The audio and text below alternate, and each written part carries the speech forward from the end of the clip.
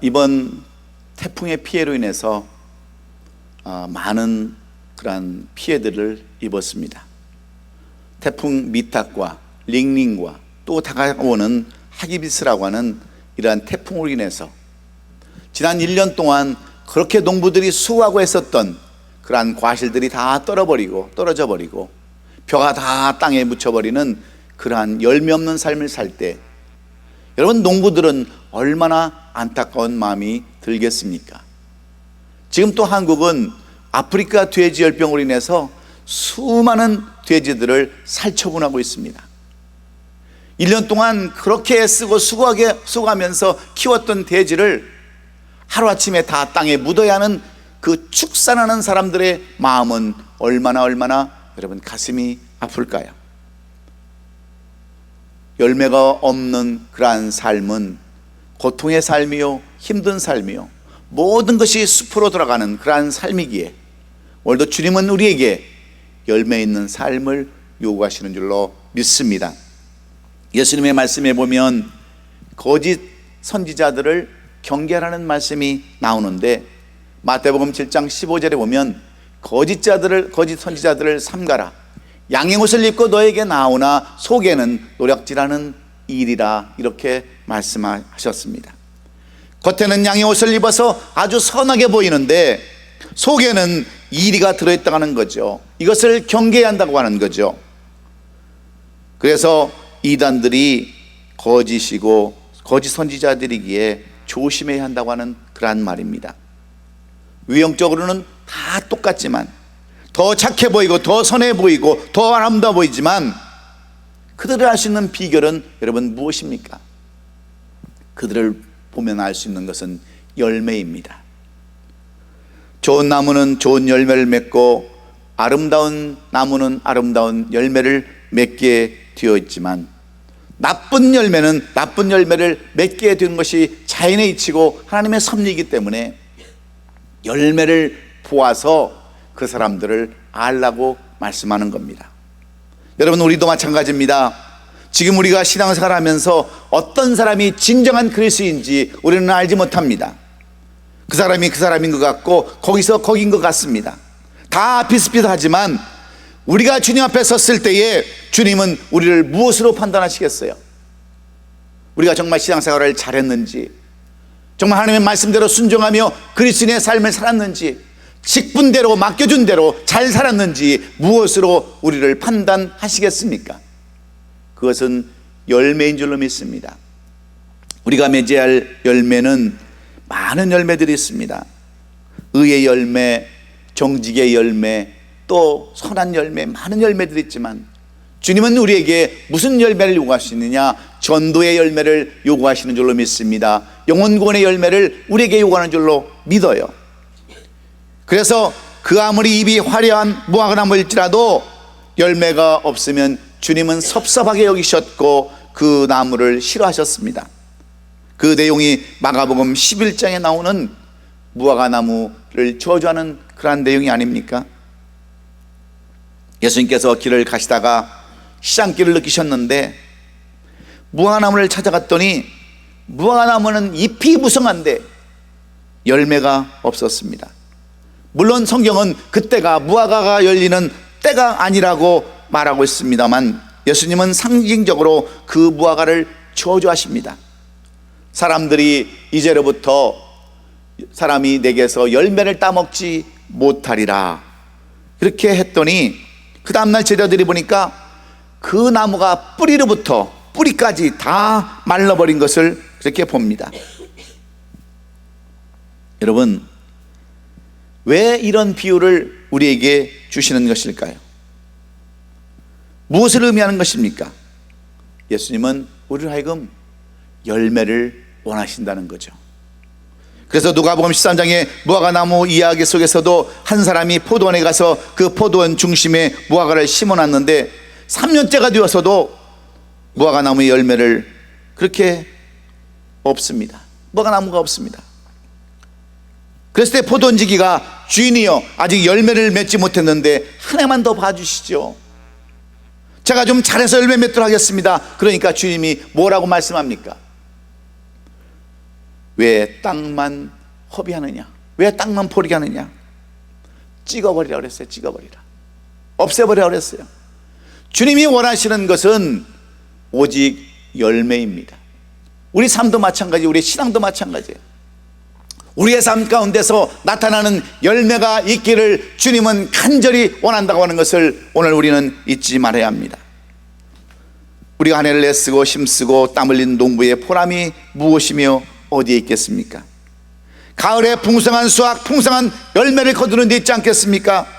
여러분이 만약에 한 해 동안 포도 농사를 지었다고 한번 생각해 봅시다. 여러분은 가을에 어떤 열매가 맺혀지기를 원하십니까? 잘하다 못해서 그냥 쭈글쭈글한 그런 열매를 원하십니까? 아니면 극상품의 여러분 포도 상품을 여러분 원하시겠습니까? 이왕 농사진 거 풍성한 열매가 있어야 되지 않겠습니까? 우리가 이런 열매를 보고 한 해 동안 수고한 모든 슬픔과 고통과 어려움들이 다 사라지고 기쁨이 될 거예요. 내가 1년 동안 수고했더니 이렇게 아름다운 열매가 맺혀진 것을 보고 얼마나 마음이 흡족하고 기쁨의 마음이 있었겠습니까? 그래서 우리는 정말 아름다운 극상품의 포도 상품을 맺어야 되는데, 나는 과연 그런 열매를 맺어가고 있는가? 정말 그 열매가 주님이 원하시는 열매인가? 그 열매 때문에 주님이 기뻐하시고 주님의 영광을 받을 수 있을까? 우리 자신 한번 되돌아보면서 오늘 나에게는 열매가 있는가를 한번 살펴보기를 원하는 겁니다. 우리가 신앙의 아름다운 인생의 열매를 맺으려면 어떤 조건이 있어야 될까요? 오늘 이 본문의 말씀은 예수님께서 십자가에 달리시기 전에, 돌아가시기 전날 밤에 많은 사람들에게 설교하신 그러한 내용들입니다. 그 내용을 주님의 제자였던 사도 요한이 반모섬에서 유배당했을 때에 묵상하시면서 오늘 이 말씀을 오늘 이 시대에 사는 우리들에게 똑같이 전해주는 내용들입니다.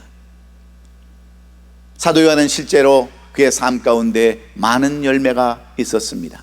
그래서 주님은 이 사도 요한에게 예수님의 어머니 마리아를 맡기실 정도로 그렇게 신실한 사람, 주님께서 주님의 말씀에 순종하면서 마지막까지 아름다운 열매를 맺었던 이 사도 요한을 통해서 우리에게도 아름다운 열매, 풍성한 열매, 극상품의 포도와 같은 그러한 열매를 맺기를 원하셔서 오늘 이 말씀을 허락해 주고 있습니다. 이 설교의 핵심은 예수님께서 꿈꾸시고 계시는 그러한 교회의 모습, 예수님께서 꿈꾸시는 성도의 모습을 우리에게 보여주기를 원하고 있습니다.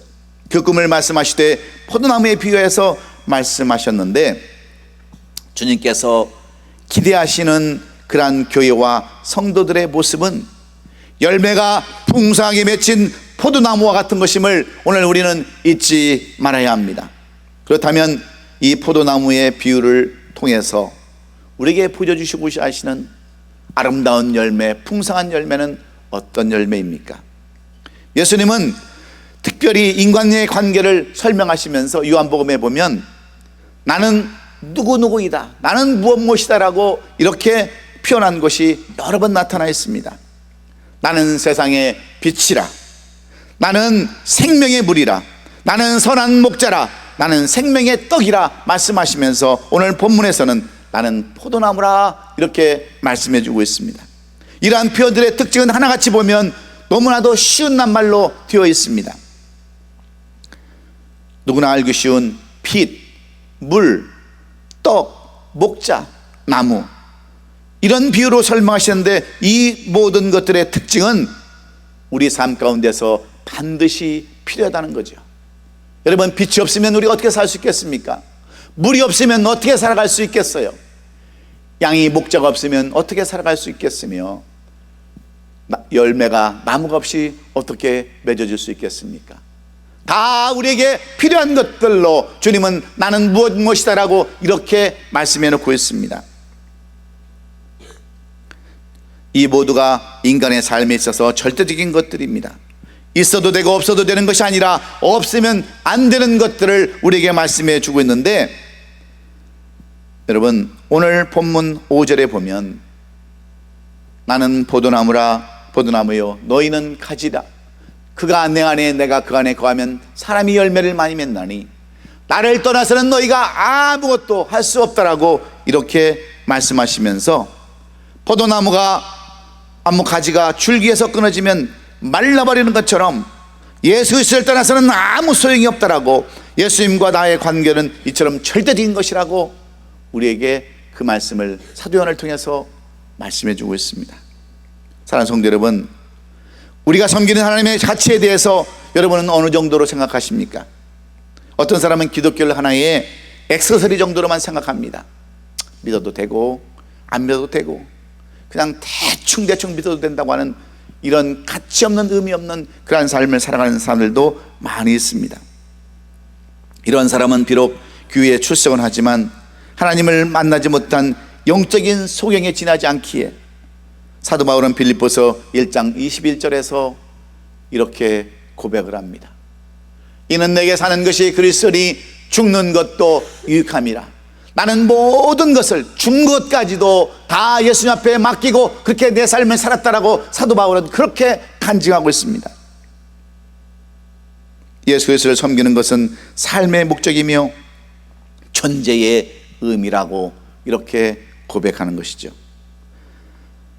포도나무 가지의 비유는 바로 이러한 절대적인 관계를 말씀해 주고 있습니다. 예수님을 떠나서는 살 수 없다고 하는 사도 바울의 고백이 곧 저와 여러분의 고백이 되어야 될 줄로 믿습니다. 이러한 사람에게 만족이 있고 이러한 사람에게 하나님의 능력이 나타나는 것입니다. 기독교의 가치는 있어도 그만 없어도 그만이 아니라 절대적인 것입니다. 예수 그리스도는 영원한 생명의 열쇠이기 때문입니다.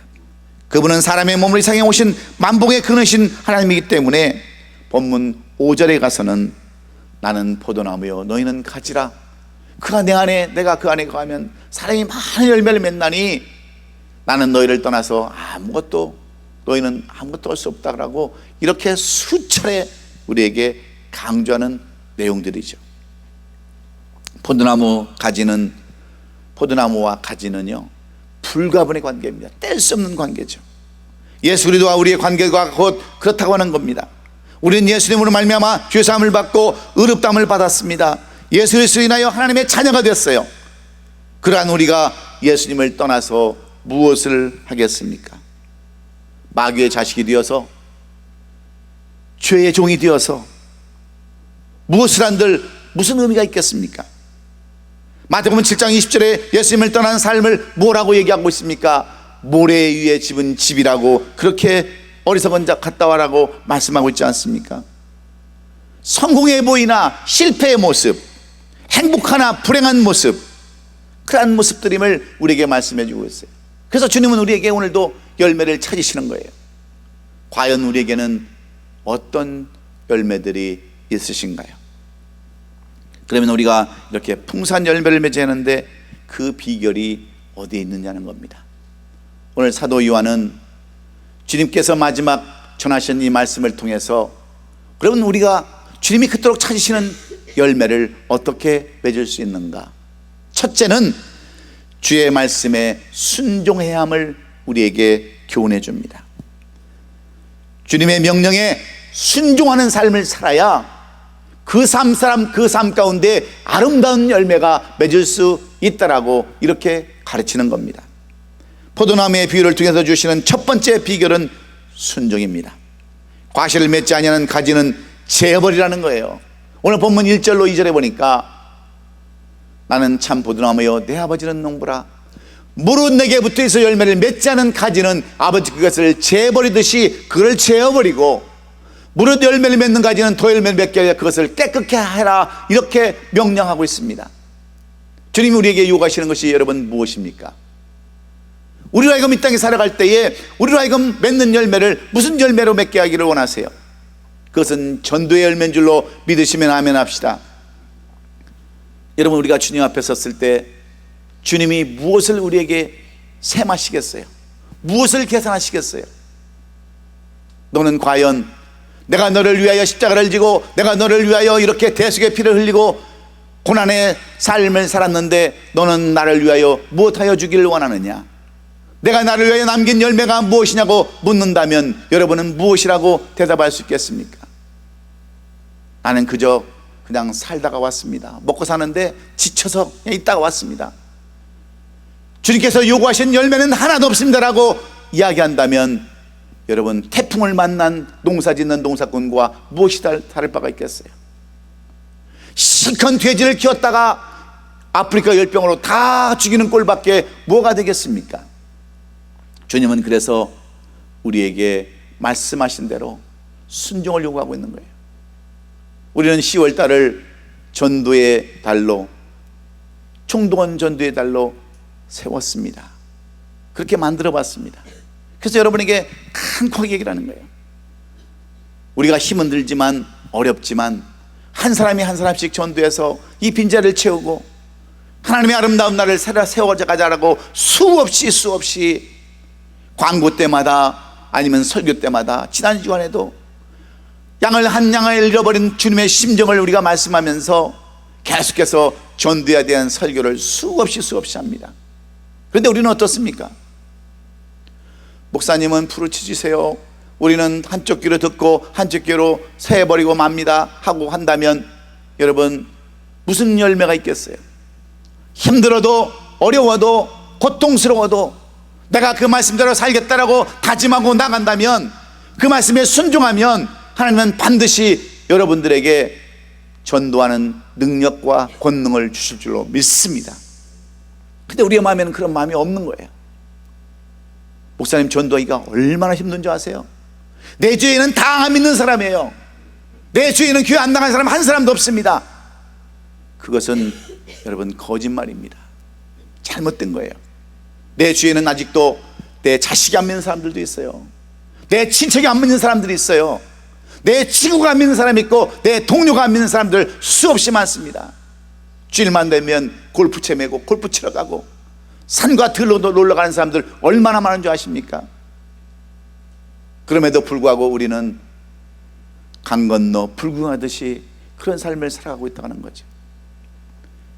주님이 우리에게 명령하신 그 명령을 여러분 다 버리고 사는 우리의 삶을 우리는 한번 살펴봐야 합니다. 그래서 이 포도나무 비유를 이야기하는 거예요. 여러분, 포도나무는 우리 이종수 장로님은 옛날에 과수원을 이렇게 해보셨으니까 포도나무도 아마 있었을 거예요. 포도나무는 껍질을 벗는 나무입니다. 그 껍질을 벗겨주지 않으면 그 한 해 동안 그 껍질 속에 숨어있던 해충들로 인해서 포도나무는 말라 죽을 수밖에 없기에 농부는 그 껍질을 다 벗겨줘야 합니다. 그리고 죽은 나무는 잘라줘야 합니다. 그리고 이미 더 좋은 가지는 더 잘 쳐서 더 많은 열매를 맺게 해주는 것이 여러분 농부가 해야 할 일이에요. 그래서 주님은 우리에게 말씀합니다. 내게 붙어있는 열매를 맺지 않은 가지는 그것을 재버리고 무른 열매 맺는 가지는 더 열매 잘 맺게 그것을 가위질해 달라는 거예요. 정지하 그것을 잘 이렇게 다듬어 달라는 거죠. 그렇게 명령하십니다. 전도 열매를 맺으라는 거요, 열매를 맺을 수 있는 조건을 우리가 충족시키라는 거죠. 그런데 우리는 어떻습니까? 농부가 게으름 피우고 껍질을 벗기지 않고 가지를 전지를 해주지 아니하면 그 포도가 어떻게 극상품의 포도를 맺을 수 있겠느냐 하는 것이 오늘 요한이 주님의 마지막 말씀을 통해서 우리에게 주시는 교훈의 말씀입니다. 우리가 교회를 부흥시켜서 열매를 얻어서 여러분 무슨 우리가 잘 먹고 잘 살려고 그런 겁니까? 주님은 반드시 마지막 때에 우리에게 요구하신 것이 전도의 열매라고 그랬어요. 우리의 삶 속에 나타난 열매를 보신다고 그랬어요. 너는 과연 무슨 열매를 맺었냐고 물어보신다면 여러분은 주님 앞에서 무슨 열매를 맺었다라고 말씀하시겠습니까? 주님, 아무것도 없는데요. 어깨만 들썩하면 되겠습니까? 주님, 나는 그래도 최선을 다해서 이런 열매를 맺었습니다 하는 그 전도의 열매가 없다고 한다면 우리는 과연 주님 앞에 서서 무엇을 말씀할 수 있겠습니까? 그래서 주님은 말씀에 순종을 하는 거예요. 여러분 자신을 위해서 여러분, 주님은 우리에게 요구하고 있는 것입니다. 그래서 때로는 이 전지 작업을 하고 포도 껍질을, 포도의 그 나무의 껍질을 벗기는 그 작업을 하라고 우리에게 말씀하고 있는 겁니다. 여러분, 우리의 죄 껍질이 얼마나 두껍습니까? 불순하는 그 죄 껍질이 얼마나 더럽고 추악합니까? 이런 것들을 벗기고 잘라버릴 것을 잘라버리라고 우리에게 명령하시는데, 오늘도 게으른 농부처럼 살아간다면 무슨 열매가 있겠습니까? 사랑하는 성도 여러분, 하나님이 크게 쓰시는 사람들의 공통점은 다 하나님의 말씀에 따라 순종한 사람들입니다. 우리가 잘 아는 요셉을 한번 보세요. 아무 죄도 없는 요셉은 종으로 팔려갑니다. 형들의 시기와 질투에 의해서 종으로 팔려갔지만 그는 하나님의 말씀대로 순종하고 복종하는 삶을 살아가지 않습니까? 다른 아내의 유혹을 받지만 그 유혹을 부르치고 말씀대로 살며 그런 삶을 살았을 때 하나님은 이 노예를 갖다가 애굽의 총리로 사용하는 그러한 순종의 삶을 살았던 사람을 통해서 위대한 일을 이루게 하셨습니다. 여러분, 욥도 마찬가지 아닙니까? 고난의 대명사로 불려지는 욥. 욥은 고난을 당할 때 그 모든 자녀를 다 잃어버리고 모든 재산을 다 빼앗겨버리고 아내마저 그를 저주할 때, 여러분, 욥은 하나님을 원망할 수밖에 없었습니다. 다 빼앗기고 다 잃어버린 그 욥의 마음은 하나님을 저주할 수밖에 없었지만 그는 끝까지 견디고 참고 순종함으로 말미암아 갑절의 복을 받았다라고, 더 많은 것들을 받았다라고 성경은 이 욥의 마지막을 그렇게 표현해 놓았습니다. 이것이 바로 가지치기인데 더 많은 과실을 맺게 하려고 하시는 하나님의 그 명령에 여러분도 순종할 수 있기를 주의 이름으로 축원합니다. 순종하는 사람에게 하나님은 반드시 열매를 주신다고 하는 이 사실을 오늘도 깨닫고, 주님이 여러분에게 원하시는 열매는 오직 성령의 열매, 의의 열매, 정직의 열매, 그런 열매지만 더 나아가서 우리에게 원하는 것은 여러분 전도의 열매임을 깨닫고, 하나님께서 우리에게 맡겨주신 영혼들, 하나님께서 우리에게 부탁하신 그 명령을 여러분 끝까지 감당함으로 여러분에게도 아름다운 열매가 있기를 주의 이름으로 축원합니다. 두 번째로, 우리에게 열매가 있기를 원한다면 우리는 주님께 붙어 있어야 한다라고 성경은 말하고 있습니다. 이 붙어 있는다고 하는 말은 무슨 말입니까?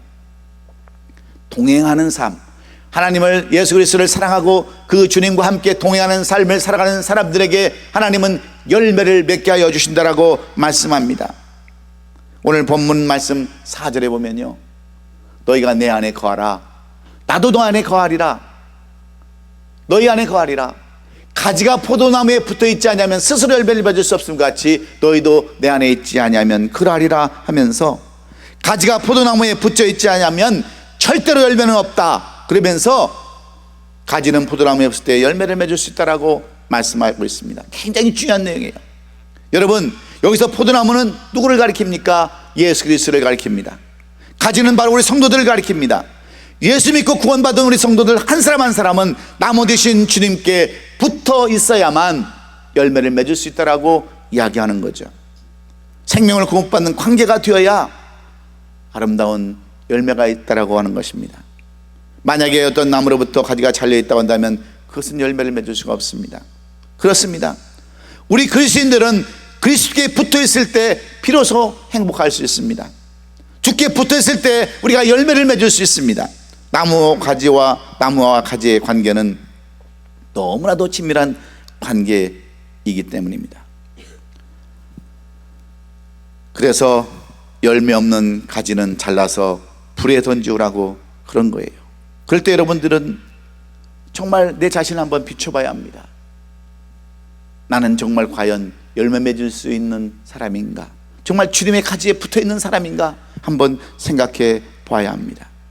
여러분, 우리 크리스찬의 정의가 뭡니까? 우리 크리스찬의 정의를 말한다고 한다면 한마디로 그리스도에게 붙잡혀 있는 사람들, 붙어 있는 사람들입니다. 그래서 우리는 예수님으로부터 생명을 공급받는 거예요. 우리는 예수님과의 의존적인 관계를 가지고 있습니다. 그래서 너희가 나를 떠나서는 아무것도 할 수 없다라고 이야기하는 겁니다.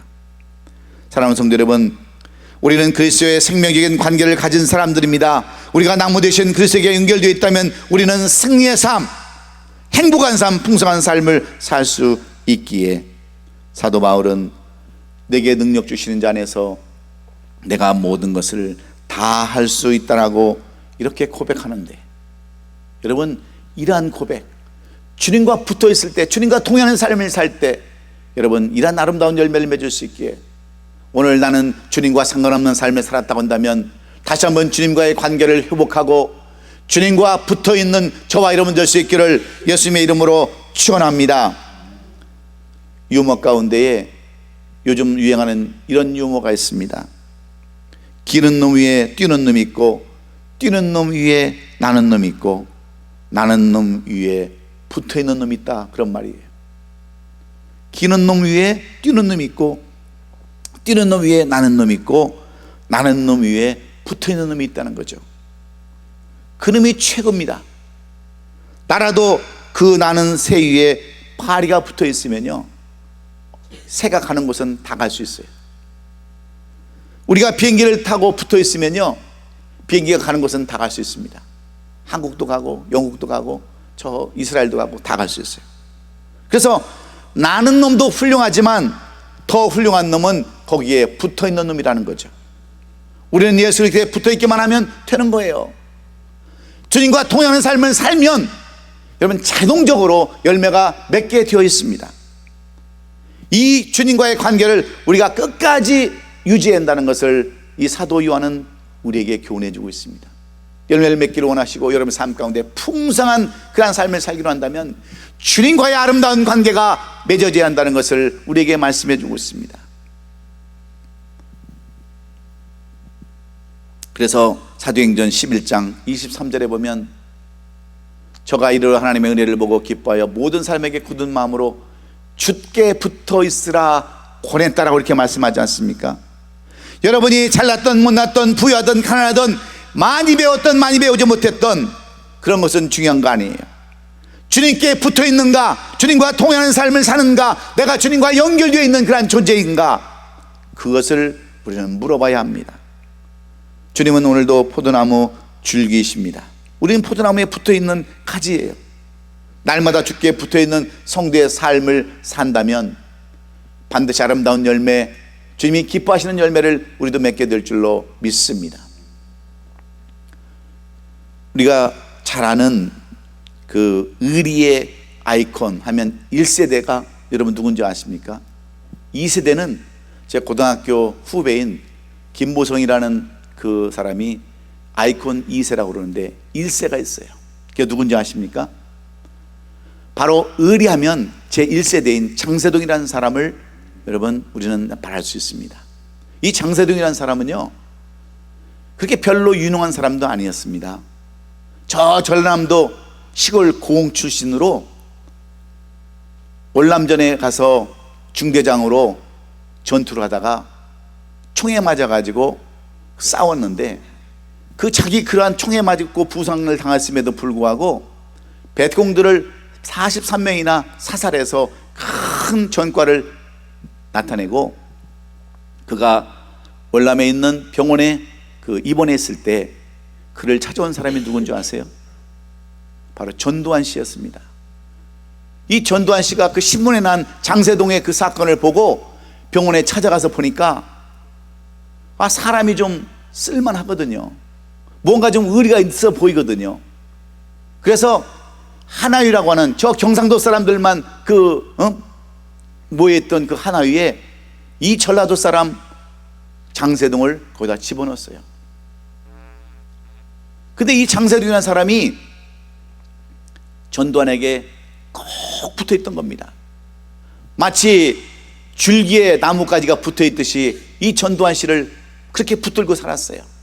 그래서 이 사람이 수경사의 경비단장을 하지 않았습니까? 거기서 쿠데타를 계획을 하고 여러분 거기서 대통령을 전두환 씨를 만들지 않습니까? 그런데 이 광주 사건부터 시작해서 여러 가지 간첩 사건, 고문 사건 전부 다 누가 책임을 지고 여러분 감방에 간 줄 아세요? 이 장세동 씨가 다 그것을 책임지고 그 전두환 씨를 대신해서 감방에 갔습니다. 무려 8번, 10번 더 갔어요. 그리고도 가서 이 전두환 씨에 대한 욕을 한 번도 하지 않았고 거기에 대한 불리한 증언을 한 번도 하지 않았다는 거예요. 가지에 꼭 붙어있는 그러한 의리를 지키면서 살았을 때 그는 비록 시골 출신, 그 누구도 알아주지 않는 그러한 일반 중대장에서 별 3개까지 달았습니다. 우리나라 최고의 권력기관인 안기부장을 지냈어요. 왜 그래요? 비록 남들에게는 욕먹고 많은 사람들에게는 원흉같이 느껴졌던 그러한 전두환 씨지만 그 전두환의 가지에, 나무에 꼭 붙어 있어서 그런 삶을 살았습니다. 여러분, 그렇다고 해서 그 사람이 무슨 위대한 사람이라고 얘기하는 건 아니에요. 잘했다는 건 얘기 아닙니다. 세상 삶도 그런데 우리가 믿는 주님을 믿는 그러한 사람들이 아름다운 열매를 맺기 위해서는 우리가 주님에게 붙어 있으면 얼마나 아름다운 열매, 풍성한 열매, 주님의 성품을 닮아서 얼마나 그리스도다운 아름다운 열매를 맺겠느냐 하는 거죠. 사랑하는 성도 여러분, 오늘도 주님과 상관없는 삶을 살았던 우리 성도들이 있으십니까? 다시 한번 우리의 모든 것들을 다 주관하시고 인도하시는 그 주님, 전능하신 주님, 우리로 하여금 열매를 맺기를 원하시는 그 주님의 가지가 되어서 꼭 붙어 있어서 여러분에게도 아름다운 열매, 풍성한 열매가 있기를 주의 이름으로 축원합니다. 세 번째로, 마지막으로, 우리가 이 아름다운 열매가 있으려면 반드시 기도가 있어야 한다는 것을 사도 요한은 말씀해 주고 있습니다. 예수님과의 아름다운 관계가 너무나도 중요하기 때문에 오늘도 주님은 여러 번 여기서 스스로 열매를 맺을 수 없는 것 같이 너희도 내 안에 있지 않냐면 그러하리라 그랬어요. 여기서 거한다는 말은 머무른다는 말이죠. 그리스도와 계속적인 영적인 교제, 연합의 관계를 유지하라는 그런 말인데, 그 연합의 관계, 기도의 그 유지를 하려면 어떻게 해야 됩니까? 우리는 말씀 안에서 거해야 되죠. 두 번째는 기도 가운데 거해야 돼요. 이미 우리는 주님의 말씀에 우리가 순종해야 함을 배웠습니다.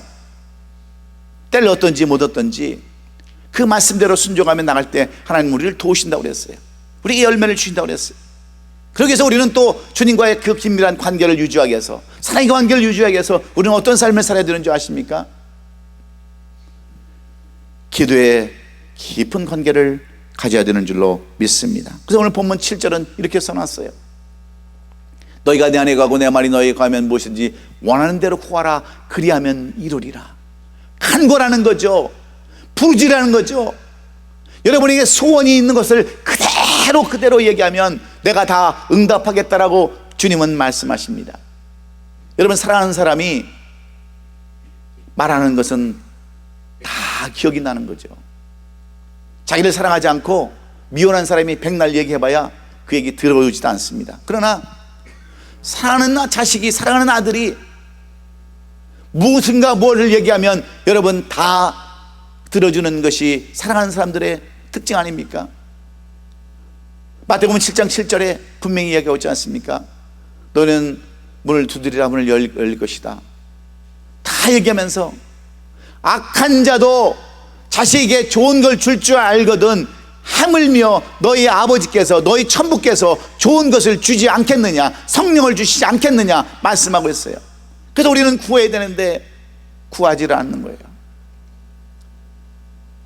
이번 몇 번만 설교하고 말겠지, 그냥 또 전도하라고 한두 번 얘기하고 말겠지, 그렇게 생각하는 것이 아니라 주님 나에게도 그런 마음을 주시옵소서. 주님과 아름다운 관계를 유지하고 아름다운 열매가 있게 해서 간절히 기도하기 원합니다. 나에게도 그런 문을 열어주옵소서. 그런 열매를 구할 수 있도록 모든 여건과 형편을 허락해 달라고 하는 간절한 기도가 있을 때 그런 사람들이 열매를 맺어가는 겁니다. 그래서 우리에게 깊은 주님의 관계를 유지하며 살아가야 되는 겁니다. 영국 런던에 가면 유명한 템즈강이 있습니다.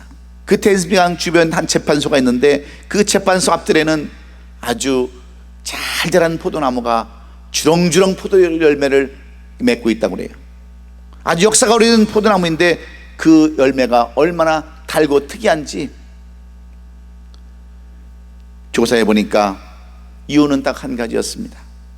그 포도나무 뿌리가 저 템즈강 밑바닥까지 깊이 뿌리를 내리고 거기서 그 시절을 쫓아서 그 물을 빨아들이고 양분을 빨아들여서 그렇게 아름다운 열매로 자라고 있다고 하는 것을 발견했답니다.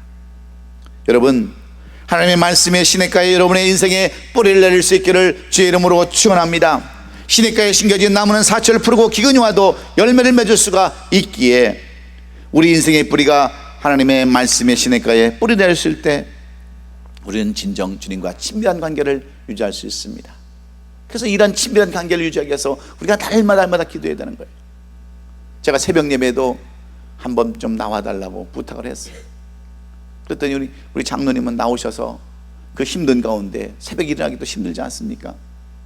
나와서 기도하고 또 말씀 붙잡고 기도하고 돌아가는 그 모습 속에서 하나님은 시절을 쫓아서 아름다운 것으로 좋은 것으로 열매 맺는 역사가 있게 될 줄로 믿습니다. 사랑하는 성도 여러분, 정말 주님과 친밀한 관계를 하면 못할 얘기가 여러분 어디 있습니까? 주님과 많은 기도의 시간을 가지시기를 주의 이름으로 축원합니다. 기도란 내 마음을 쏟는 것이 기도가 아니에요. 기도란 먼저 주의 음성을 듣는 것입니다. 주님이 오늘 내게 뭐라고 말씀하시는가, 그 음성에 먼저 귀를 기울이고 주님이 무엇을 우리에게 요구하시는가를 이 기도를 통해서 좋은 열매를 맺기로 해서 기도하고 간구하는 우리 성도들이 되기를 주의 이름으로 축원합니다. 이제 말씀을 맺습니다. 오늘 성경 본문 8절을 우리가 보면 너희가 열매를 많이 맺으면 내 아버지께서 영광을 받을 것이요 너희는 내 제자가 되리라. 여러분, 기왕 왔다 가는 한 세상, 우리가 이왕 예수 믿고 직분받고 그리스도인이라고 하는 이름으로 우리가 살아갈 텐데 거기에다가 많은 열매가 맺으면 얼마나 좋겠습니까? 그 열매를 맺기만 하면 우리 아버지께서 영광을 받고 우리는 주님의 참된 제자가 된다고 하는 이 말씀을 통해서 오늘 우리는 다시 한번 결단한 시간 갖기를 원합니다. 여러분에게는 무슨 열매가 있으십니까? 먹고 자고 그 다음에 그냥 배설하다가 인생 그렇게 끝내기를 원하십니까? 아니면 주님 앞에 섰을 때에 주님, 나에게는 이런 열매가 있습니다. 나는 전도 열매를 가지고 왔습니다. 내가 믿지 않는 영혼들을 위해서 이렇게 헌신하고 수고하다 왔습니다 하고 칭찬 듣고 주님 앞에 영광을 돌리고 참제자의 삶을 살기를 원하십니까? 그저 왔다 가는 인생, 남들과 똑같은 인생, 그런 인생을 살기를 원하십니까? 결단은 여러분에게 달려 있습니다. 내가 주님 앞에 말씀에 순종하고 주님을 사랑해서 주님과 꼭 붙어 있으며 동행하는 삶을 살고 간절한 기도로 나이가 열매가 있다고 한다면 주님은 여러분을 통해서 영광 받을 것이고 여러분 주님의 참제자가 될 수 있음을 여러분 기억하시면서 열매가 있는 삶을 살아가는 우리 모든 성도들이 될 수 있기를 예수 그리스도의 이름으로 축원합니다. 마지막으로 이 말씀을 준비하는데 김현성 씨가 쓴 시가 하나 생각이 났어요.